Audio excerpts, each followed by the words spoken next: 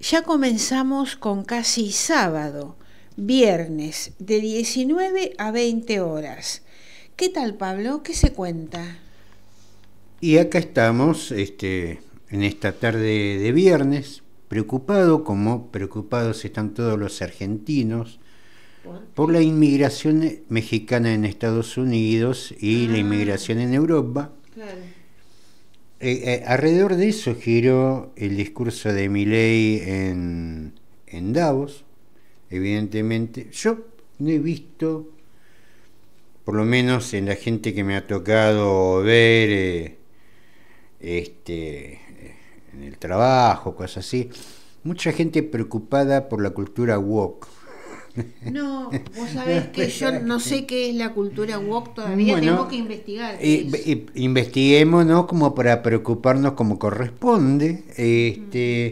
pero un discurso, bueno, hoy hay varios informes, que llama la atención, porque no tiene nada que ver con nuestra realidad. No, no, Habla de, a absolutamente ver, para yo no, nada. no, no, sin entrar en punto de discusión de algo que es un problema de otros, pero ¿cuál es el problema que nosotros tenemos con la inmigración mexicana a Estados Unidos? No, son otros nuestros problemas. ¿Cuál es nuestra preocupación por la inmigración de afganos en Alemania? Digo, nosotros tenemos, me parece, otros problemas este, vinculados con la salud, vinculados con el cierre de instituciones hospitalarias, su vaciamiento, Ujú, gente que ha fallecido por falta de ujú. medicamentos, el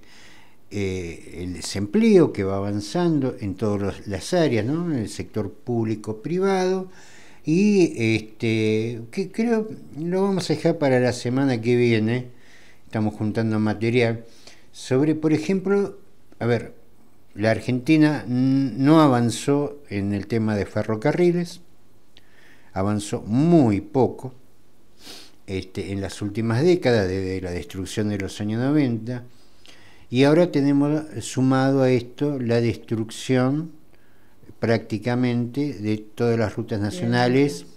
por Mm. falta de mantenimiento. Estamos hablando de las vías principales donde pasa toda la logística argentina, se han generado Sí, lo que varios afecta, accidentes. afecta el comercio, Pablo. A ver, el inversor extranjero, Sí, ¿a qué va a venir? ¿A hacer sí, rutas? claro. Le tenés que ofrecer un mínimo de infraestructura. Ya que le ofrezcas rutas, es bastante poco. Sí. Porque esto no es Europa. Acá entran varios países de Europa.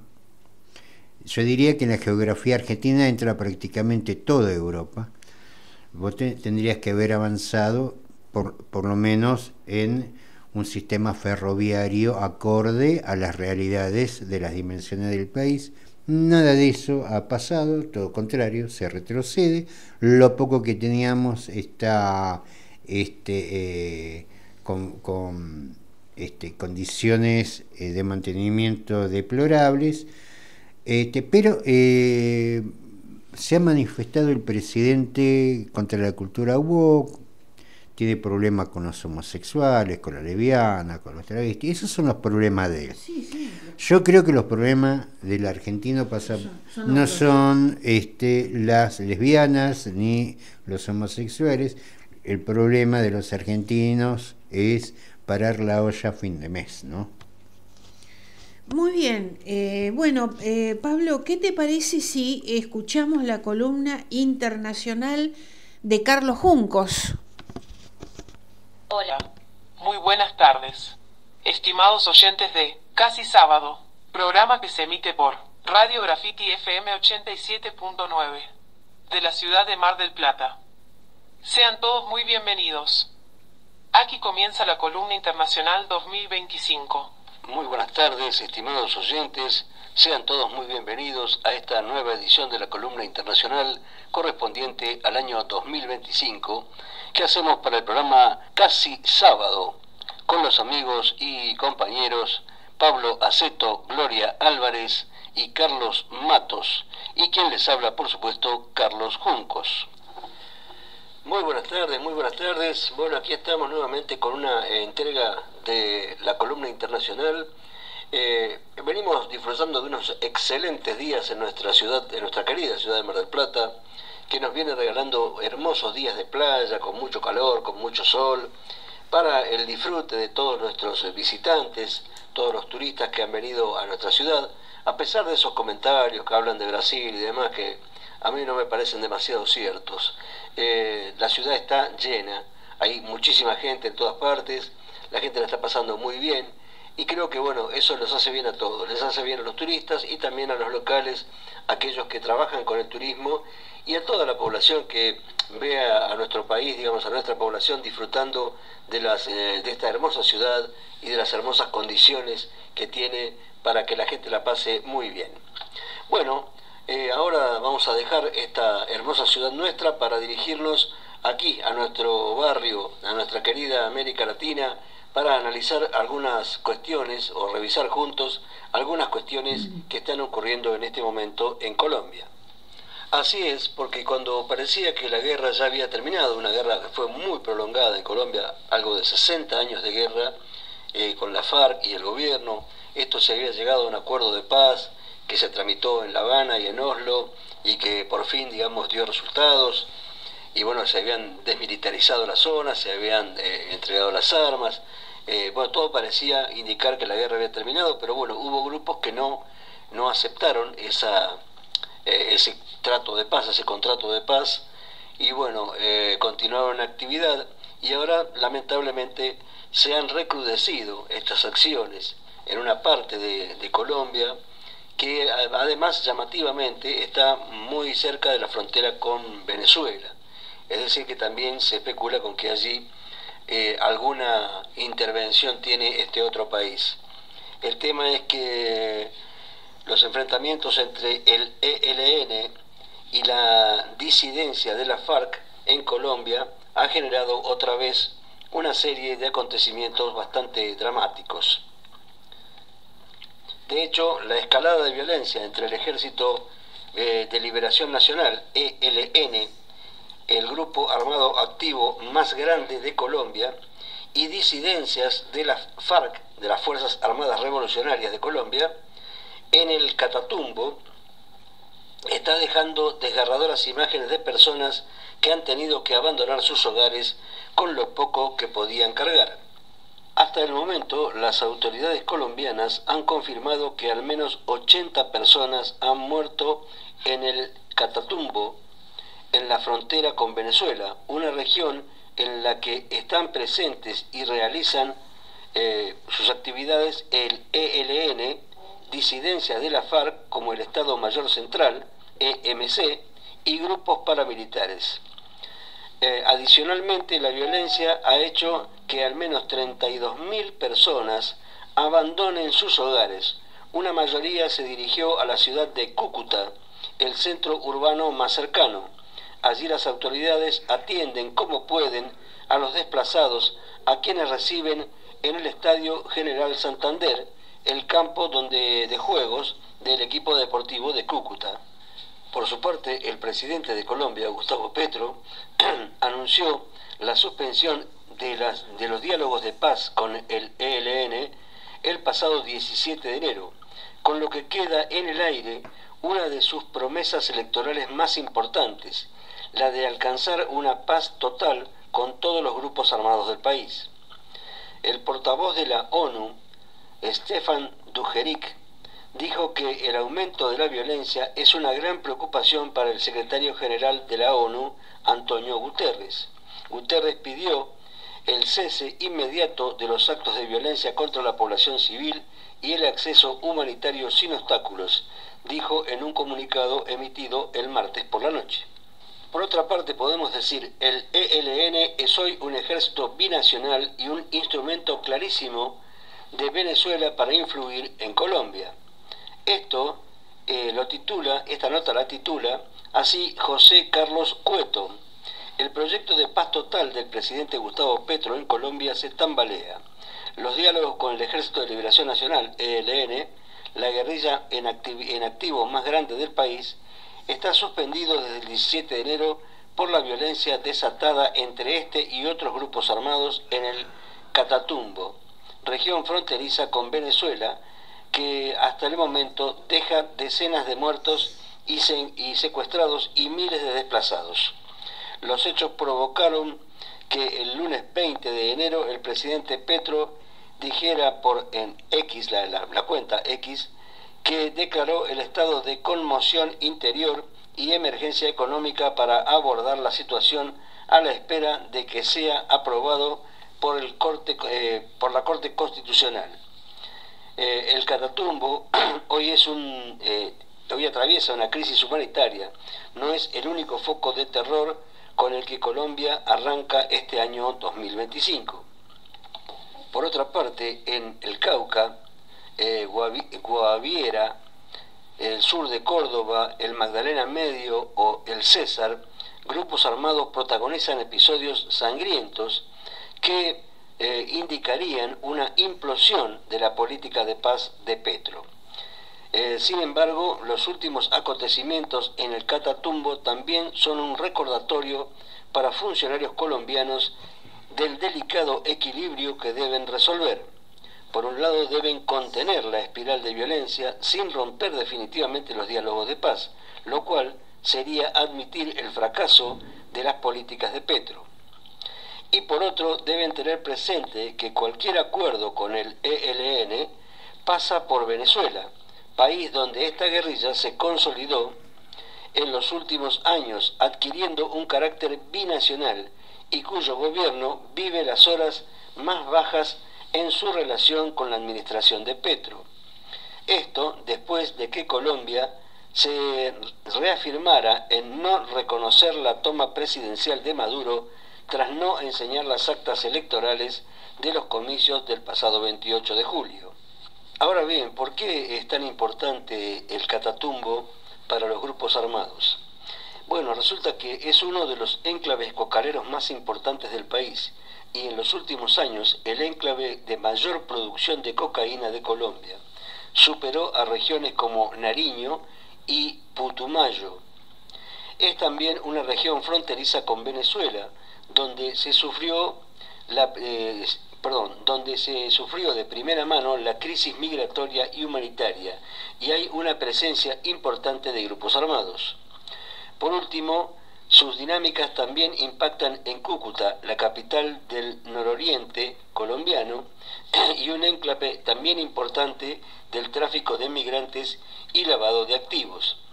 En términos geográficos, el Catatumbo permite conectar el norte del país con Venezuela. Es la ruta por la que se puede conectar el Chocó, sur de Córdoba, el Magdalena Medio y el César con Venezuela.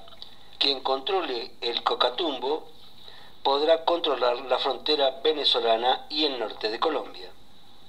Bueno, como pueden apreciar nuestros oyentes, nunca las cosas son tan fáciles como parecen, ¿no? Estos grupos que en algún momento, como fue la FARC o fue ELN, representaban un pensamiento ideológico, una formación ideológica. Pasan los años y esto se va desdibujando, se va transformando y terminan siempre lo mismo, terminan convirtiéndose solamente en negocios, ¿no?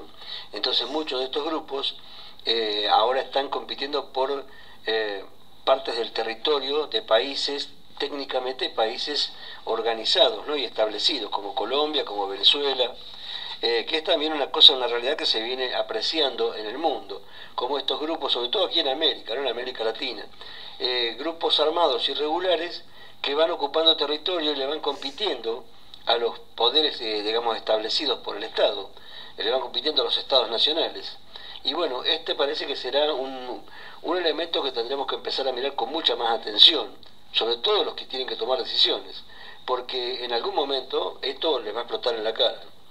Bueno, como siempre, se nos ha agotado el tiempo, así que un gran abrazo para todos, que tengan un excelente fin de semana y nos encontraremos en el próximo programa.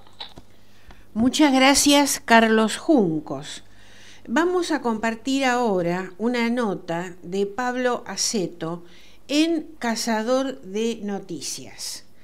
La política energética sigue atravesada por la corrupción, dice Pablo Aceto en diálogo con Cazador de Noticias.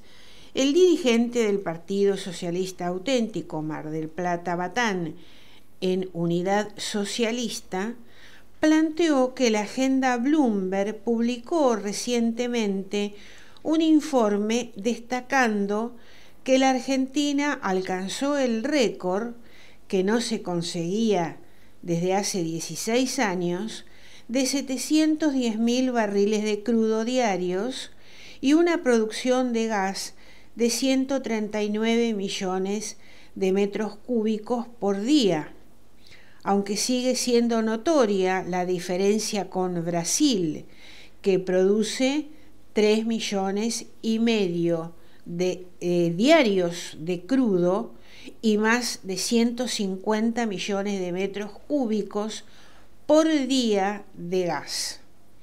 Pero es importante tener en cuenta que los excedentes de hidrocarburos no son la consecuencia de una mayor producción, sino del achicamiento de la economía argentina.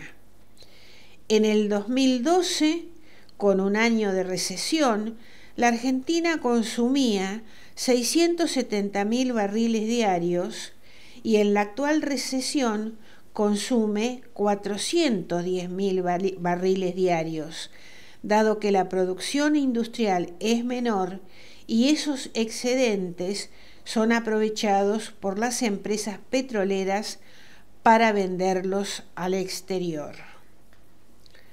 El supuesto récord de hidrocarburos se contradice también con las negociaciones con Bolivia para la compra de gas y que, según el Ministerio de Energía chileno, entre enero y septiembre se podrían enviar a la Argentina hasta 2,5 millones de metros cúbicos por día de gas natural. El precio que paga el gobierno de Javier Milei es tan elevado que Chile, que no tiene ni gas ni petróleo, importa gas y se lo vende a la Argentina y gana plata. Esta operación ya había levantado sospechas de corrupción en la actual gestión.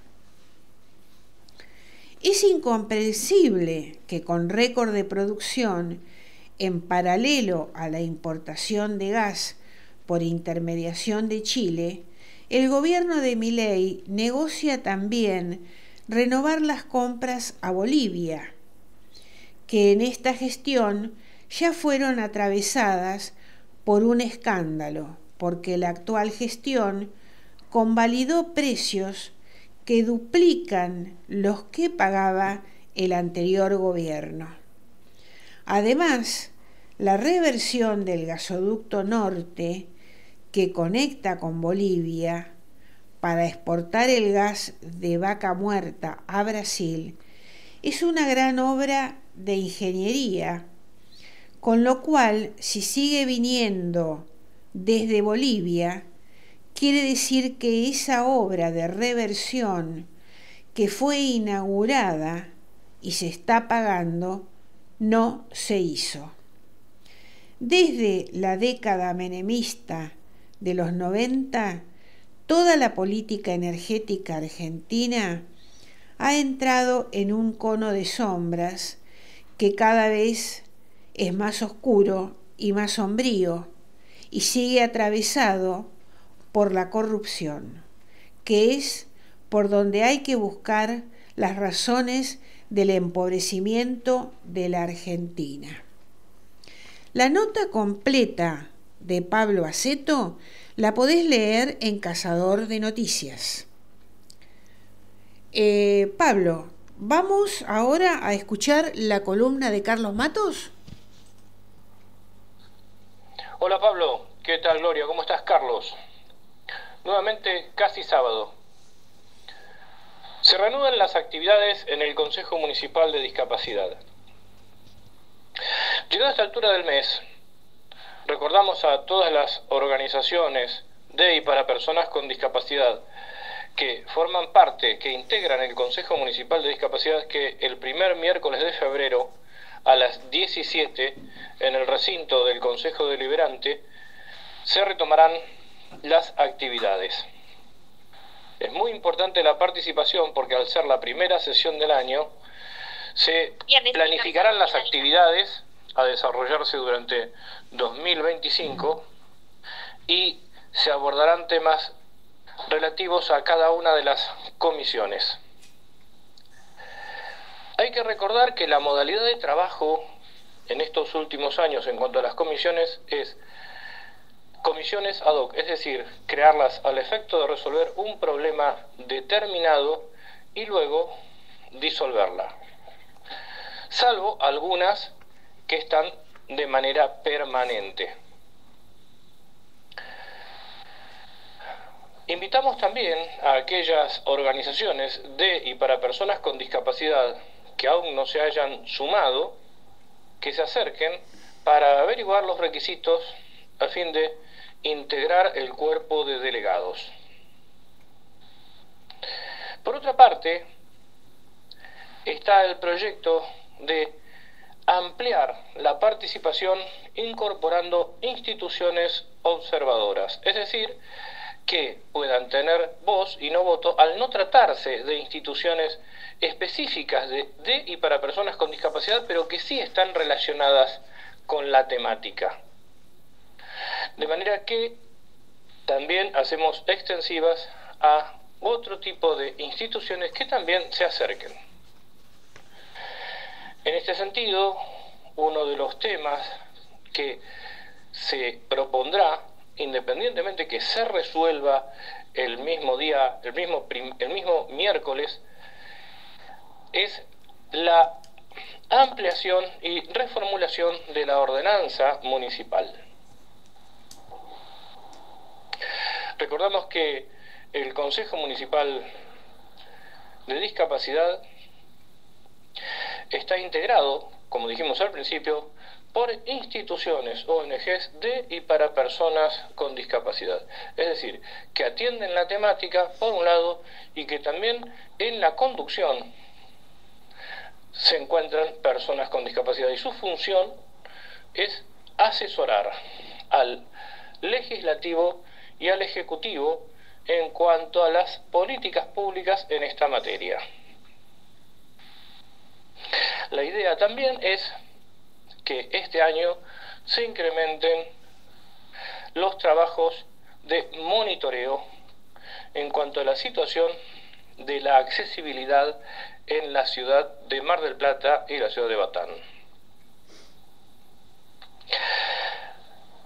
Sobre estos y otros temas volveremos el viernes próximo, cuando sea nuevamente casi sábado.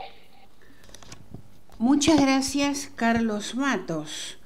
Solicitan medidas urgentes para mejorar la transitabilidad de la ruta 226. El radicalismo local denunció que las banquinas y adyacencias de la autovía se encuentran en un estado preocupante en el tramo que une Mar del Plata con Balcarce. El bloque de la Unión Cívica Radical en el Consejo Deliberante de General Pueyrredón le solicitó a Corredores Viales S.A., empresa concesionaria del peaje de la Ruta 226, que tome medidas urgentes para reacondicionar la transitabilidad con el objetivo de garantizar la seguridad de quienes viajan por la autovía y mejorar las condiciones generales del camino.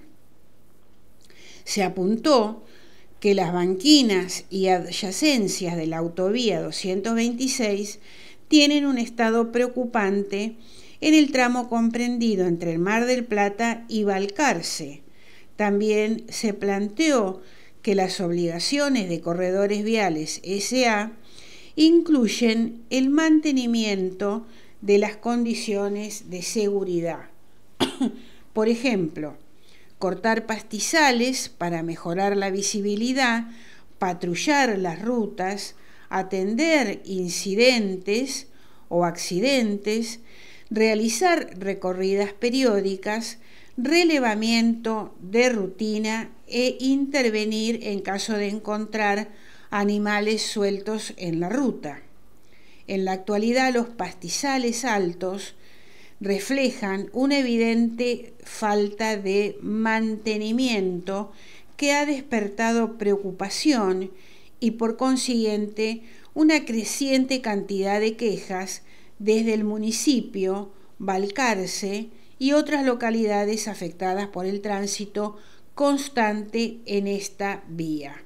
Se cuestionó también la densa vegetación en la autovía, que no solo dificulta la visibilidad, sino que también representa un peligro, especialmente para quienes se ven obligados a detenerse, considerando que en varios tramos de la ruta las banquinas están prácticamente ausentes. Esta situación ha originado varios reclamos de parte de los conductores de Mar del Plata y de la región. El principal es sobre la falta de mantenimiento por parte de la empresa concesionaria. No solo afecta a la seguridad vial, sino también la conectividad y el desarrollo económico de la región, ya que la autovía 226 es una arteria fundamental y su deterioro impacta directamente en la comunidad y en las personas que transitan por ella. Pablo, ¿el nerviosismo de los blanqueados? Luego de la última ronda de blanqueo de capitales, que fue por demás exitosa, hay que decirlo, hablando en números redondos, 20.631 millones de dólares, que es un poco lo que ha sostenido el gobierno de Milei hasta este momento. Sostenido, hay que decir, los números son negativos en lo que son reservas netas. Pero bueno, se especulaba que ese dinero, ese enorme capital, quedara en los bancos. Algunos decir, bueno, mira, está el que compró un departamento, el que compró un auto, no importa de quién, en la cuenta de quién, sino que esté en los bancos. Hay,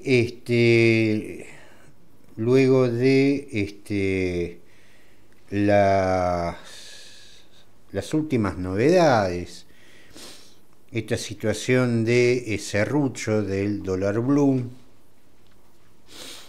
la alta cotización, los plazos fijos que están dando rendimiento negativo, no tanto contra el dólar, sino contra la inflación, que por más que sea baja, es baja de acuerdo a cómo se mire. Un jubilado, si con su inflación, con su canasta de jubilado, un 29 anual no le rinde para nada, y porque más allá de la inflación que se hable en forma general, que está siendo muy cuestionada, no representa a nadie en especial. Yo lo tomo así y en realidad es así. Ahora, cada uno tiene su propia canasta de inflación. No es lo mismo la inflación de una persona con discapacidad, no es misma la inflación para una persona con un adulto mayor.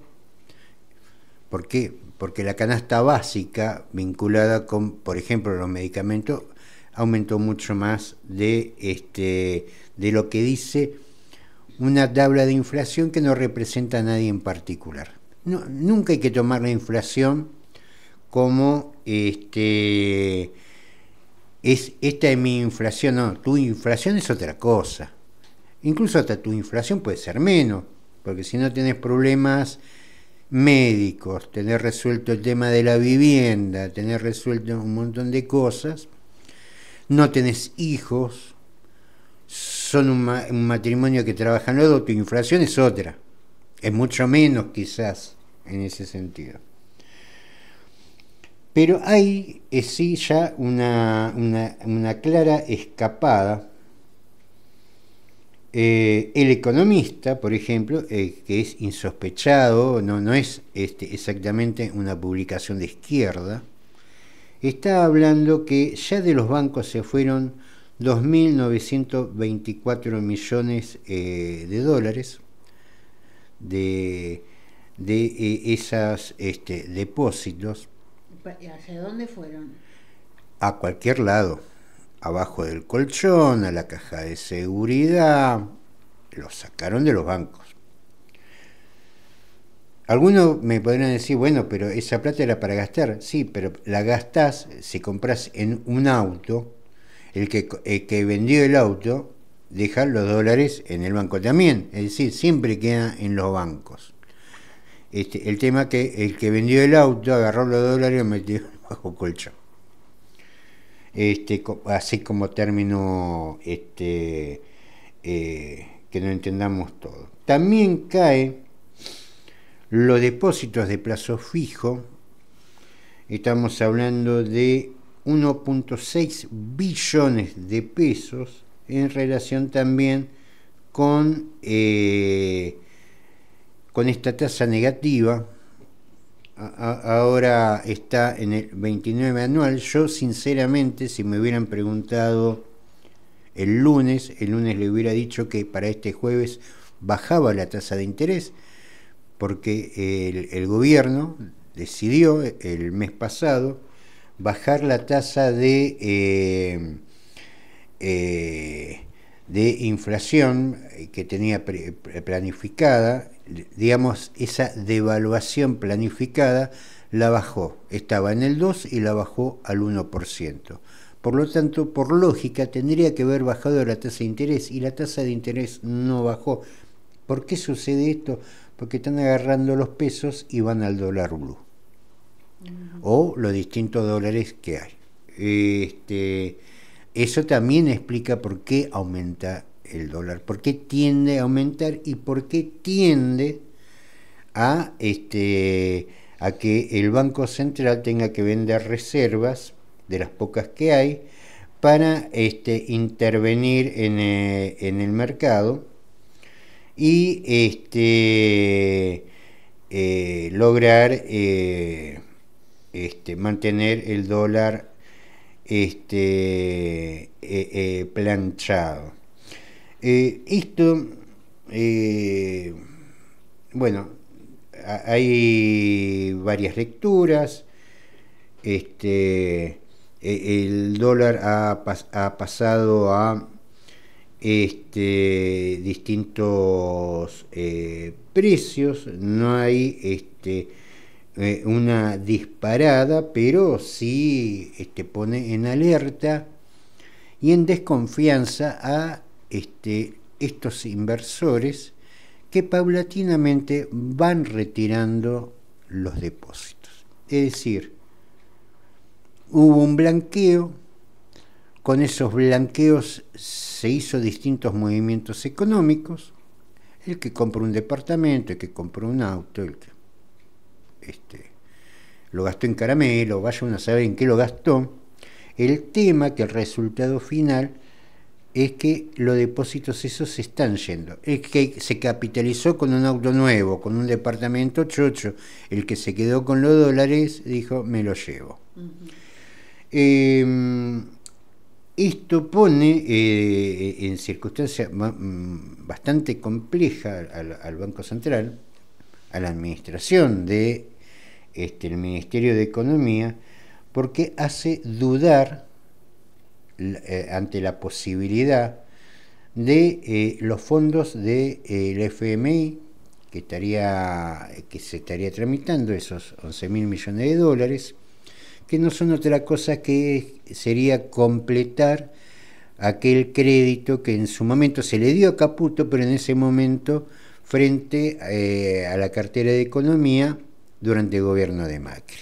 Aparentemente sería esa la cosa. También hubo un repunte de lo que es el riesgo país, más allá de que el JP Morgan, como dijimos el miércoles, hizo una ponderación sobre vaca muerta, todo eso, pero bueno, hay dudas. En las dudas están, por ejemplo, el cúmulo de obligaciones que tiene que pagar el gobierno, donde se acumulan vencimientos por 11,8 billones de pesos, luego de vencer 10,2 billones en febrero, 6,3 billones en marzo, 6,4 billones en abril, 7,6 billones en mayo, 9,2 billones en junio y nada más ni nada menos que 26 billones en julio. Y estamos hablando no de la deuda externa, sino de las obligaciones en pesos. ¿De qué, perdón? De las obligaciones en pesos. En pesos, no estoy hablando de la de dólares. Ya, si hablamos de la de dólares, ya no tenemos que agarrar la cabeza, ¿no? Ya hay para agarrarse la cabeza. Esto, en una economía en recesión, donde lógicamente no alcanza a generar una espiral donde se genera superávit fiscal en un mes gracias a la recesión, provocando recesión. Ahora esa misma recesión hace que la economía se achique y que al mes siguiente el gobierno nacional recaude menos. Un ejemplo es, por ejemplo, que decíamos el tema de las rutas, que también hay que decir que es parte del modelo privatizador, porque en realidad las rutas las tienen que hacer los concesionarios y arreglarla a ellos. Resulta que la hace el gobierno. Esto no es algo que viene de ahora, esto es algo que viene antes, nadie pone cascabel al gato. Pero en definitiva, lo que se está dando es un cierto combo. El gobierno ha anunciado una baja de retenciones que no conforman para nada al sector agropecuario, que no solamente hoy tiene el problema de las retenciones, que en algún momento era ese el problema, sino que también tiene problemas por la caída de los commodities, la sobrevaluación del peso en su relación con el dólar, y en los altos costos ya se ha empezado a hablar de, por ejemplo, de la energía. Eso que venimos hablando hace rato en nuestros programas como parte o como una de las columnas que son el problema argentino, que paga a precio internacional lo que es propio. No vamos a repetir lo que es la nota, que la pueden leer en Cazador de Noticias, pero bueno, los que nos escuchan saben cómo venimos planteando esa cuestión. Lo que se suma también a la pérdida de recaudación por el impuesto país, que solamente ha favorecido a Brasil. Hay que decir también que Brasil achicó la diferencia en su relación con el dólar, pero también hay que decir que volvió otro viejo plan, que ya lo había hecho Bolsonaro, ya lo había hecho Lula antes, que es el reintegro de los impuestos para los turistas. Por lo que la diferencia se está dando otra vez a favor, por ejemplo, del turismo a Brasil. ¿De qué se trata esto? vos lo que gastás en Brasil, después te reintegran lo que te cobraron en impuestos. Lo que hace termina licuando esa diferencia cambiaria que se había achicado, ahora se vuelve a agrandar a favor de la promoción del turismo en Brasil. A esto hay que sumarle también ese abaratamiento de sacar el impuesto a país, que también fue importante en la recaudación. Recordemos que cuando se fue Massa era del 6%, lo elevan al 12%, después lo vuelven a pasar al 6% y lo sacan ahora. Y ahora sacan esas retenciones. No me voy a poner a hablar si están bien o mal el tema de retenciones. Lo voy a encarar por otro lado, que no veo que se haya encarado. Primero, que a la situación actual no sabemos cómo va a evolucionar, por ejemplo, la administración Trump, que está prometiendo aranceles por todos lados. Cómo va a avanzar en su relación con Rusia, que es un jugador agrícola de aquellos, que encima está incorporando a su territorio los sectores más productivos de Ucrania. Así que es un jugador agrícola formidable, que volcado al mercado sin sanciones hace que los precios de los commodities bajen aún más. Hoy están viendo más el sector agrícola el problema en la baja del consumo en la Argentina. Ahora están preocupados por la baja del consumo en la Argentina y los costos de la energía, por ejemplo, el gasoil. Pero yo voy a este detalle, más allá de que esta medida termine apuntalando al sector productivo o no. En ningún momento Caputo habló la diferencia de esa pérdida de recursos que va a tener el Estado Nacional, cómo la va a compensar. Nunca lo dijo. Cualquiera agarre, están los videos de ese discurso, más allá de los distintos reportes que dan los distintos medios. En ningún momento dijo de dónde iba a salir la diferencia. Sin embargo, cuando se le quiso dar ese mísero aumento a los jubilados, lo primero que decía el gobierno, ¿y de dónde va a salir la plata? Ahora no dice eso. Tampoco dijo de dónde va a salir la plata cuando sacaron bienes personales que solo afecta a un grupo chiquito de argentinos con propiedades en el exterior. Digo, estas son también cosas que hay que ir destacando. Muy bien, nos volvemos a encontrar el viernes que viene por Graffiti FM 87.9 con Casi Sábado de 19 a 20 horas. Nos vamos escuchando el informativo criollo a cargo de Carlos Juncos y un tema musical. Vamos a escuchar a León Gieco, Los Alieris de Charlie. Saludos para todos.